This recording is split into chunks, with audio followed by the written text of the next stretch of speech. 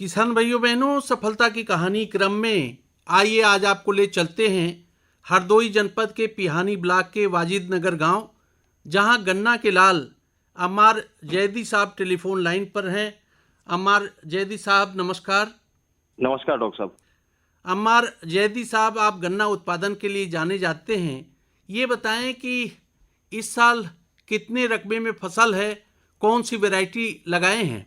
Doctor साहब, इस वक्त टोटल मेरे पास कुल 12 एकड़ में करीब गन्ना है, जिसमें 5 एकड़ बवारी है और 7 एकड़ के आसपास जो है वो पेड़ी है। और प्रजाति में मेरे पास COH 160, COS 8272 और CO 238 गन्ना है।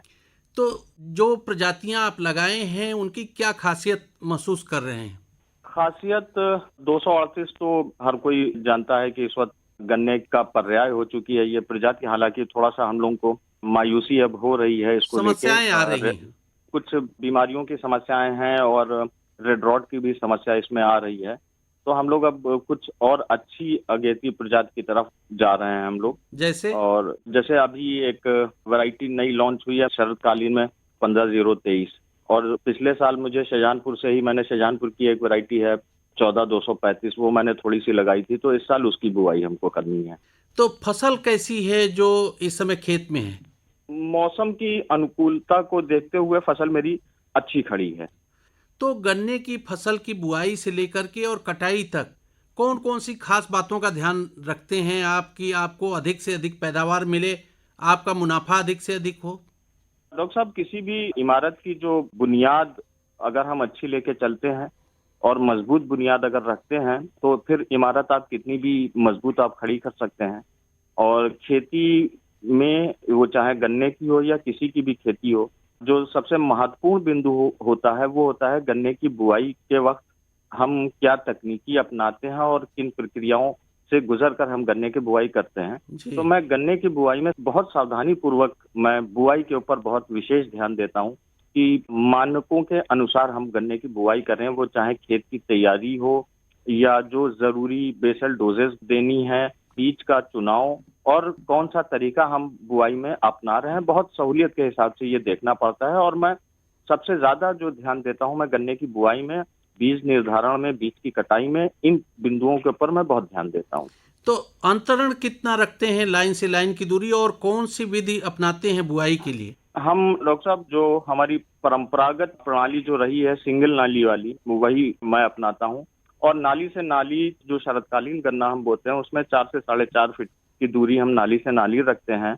और 1 फीट की जो दूरी है वो एक टुकड़े से दूसरे टुकड़े के बीच।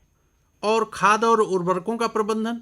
खाद देखिए, हम दोनों ही खादों का हम इस्तेमाल करते हैं, जैविक भी और केमिकल जो हैं उन खादों का भी इस्तेमाल करते हैं। खेत की तैयारी में मेरे पास गायें हैं तो मैं कंपोस्ट गोबर की खाद भी इस्तेमाल करता हूं। और चीनी मिल से मिलने वाली जो प्रेसमड है मैं वो भी खेत में डालता हूं। इसके अलावा जो मानक के अनुसार फास्फोरस और पोटाश वगैरह जो बेसल डोज में चाहिए होती है वो तो देते ही देता हूँ। इस समय गन्ने की फसल में कौन सा काम चल रहा है? इस वक्त तो अब कोई विशेष काम तो डॉक्टर साहब बचा नहीं है, सिर्फ फसल की देखरेख ही बाकी है। क्योंकि सितंबर का महीना आ ही चुका है, अक्टूबर के आसपास फैक्ट्री शुरू ही हो जानी है और जो हमारी पेड़ी की क्रॉप है उसकी सप्लाई शुरू हो जाएगी। तो इस वक्त तो काम से तो कोई खास काम बचा नहीं है, बस देखना है। और कोई रोग वगैरह की भी फिलहाल अभी तो कोई समस्या नहीं है।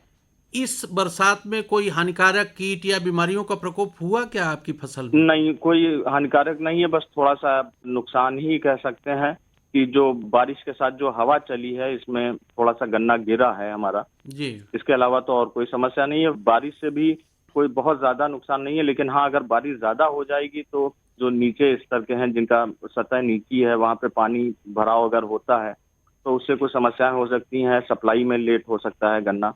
बाकी बारिश नुकसान तो कोई नहीं है, फायदा ही है, नुकसान कोई नहीं है। अब समय आ चुका है शरदकालीन गन्ने की बुआई का, तो जी, क्या योजना है आपकी?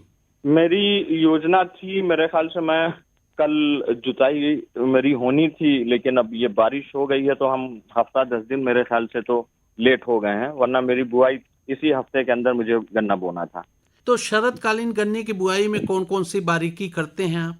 बारीकी जैसा मैंने पहले आपको बताया कि खेत की तैयारी और बीज मेरा इस बार जो नई वैरायटी हम लगा रहे हैं CO 15-023, उसका बीज का इंतजाम हुआ है। बाकी तो बीज मेरे पास अपना मौजूद है, 14-235 का मेरे पास अपना मौजूद है और 82-72 भी मेरे पास अपना मौजूद है। तो बीज बड़ा सावधानी पूर्वक हम निकलवाते हैं और खेत की तैयारी कायदे से ज़रा करते हैं। बाकी तो कोई विशेष नहीं है, वो किसी भी सीजन का गन्ना आप बोएं, ऐसा कोई नहीं है।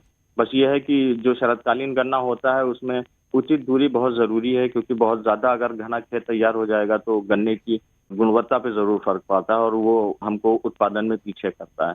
तो शरतकालीन गन्ने में मानक अनुसार जो है दूरी जो है नाली से नाली की हो या पौधे से पौधे की हो, वो बहुत महत्वपूर्ण है। तो आप कितना रखते हैं? हम 4.5 फीट तो नाली से नाली और 1 से 1.25 फीट जो है वो पौधे से पौधे की दूरी तो बीज की जगह में शरतकालीन गन्ने में कोई फसल भी लेते हैं? ले लेते हैं। बहुत प्रोफेशनली तो हम नहीं लेते हैं, लेकिन अक्सर ये है कि थोड़ा बहुत आलू या सरसों वगैरह जो है ये हम लेते हैं।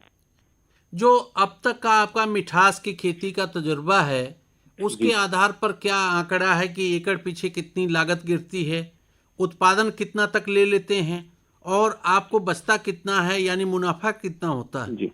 उत्पादन डॉक्टर साहब, अगर हम टोटल सप्लाई की हम बात जब करते हैं कि टोटल हमारा रकबा, क्योंकि देखिए होता क्या है, ज्यादातर हमने यांत्रिकरण कर रखा है, लेबर पे डिपेंडेंसी हमारी कम है, हम मशीनों से ज्यादा मेहनत लेते हैं। जी। और बड़े प्लॉट में होता क्या है कि जब आप काम करते हैं तो बहुत ज़्यादा उत्पादन बहुत ऊपर नहीं जाता है। तो हम अगर एवरेज सप्लाई हम करें, क्योंकि मेरे पास 18-20 एकड़ गन्ना का औसत रहता है, और जब हम सप्लाई की बात करें तो हम 400 450 क्विंटल के बीच की हमारी एकड़ के पीछे की पैदावार होती है। उसमें कोई हमारे प्लॉट हैं जिसमें 600 क्विंटल भी हम हिसाब अपना जो रखते हैं कैलकुलेशन, किसी में 600 क्विंटल भी आ जाता है, किसी में कम रहता है। तो एवरेज उत्पादन हमारा 4 से 450 क्विंटल के बीच का रहता है।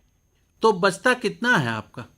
अब बचत का ये है कि आज के दौर में मान के चलिए कि एकड़ पे गन्ना बुआई से लेकर और फैक्ट्री पहुंचाने तक 60-65 हज़ार के आसपास की लागत आ जाती है। जी। और 1.25 लाख के लगभग गन्ना तैयार होता है।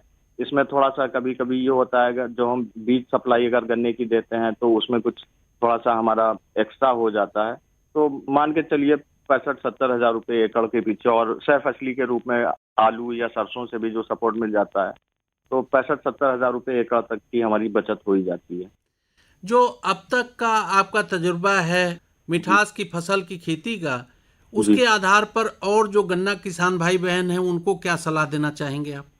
बुआई जो है गन्ने की, वो सबसे महत्वपूर्ण बिंदु है गन्ने की खेती का, लेकिन हमारे यहाँ किसान भाई लोग सबसे ज्यादा लापरवाही जो है वो गन्ने की बुआई में ही करते हैं।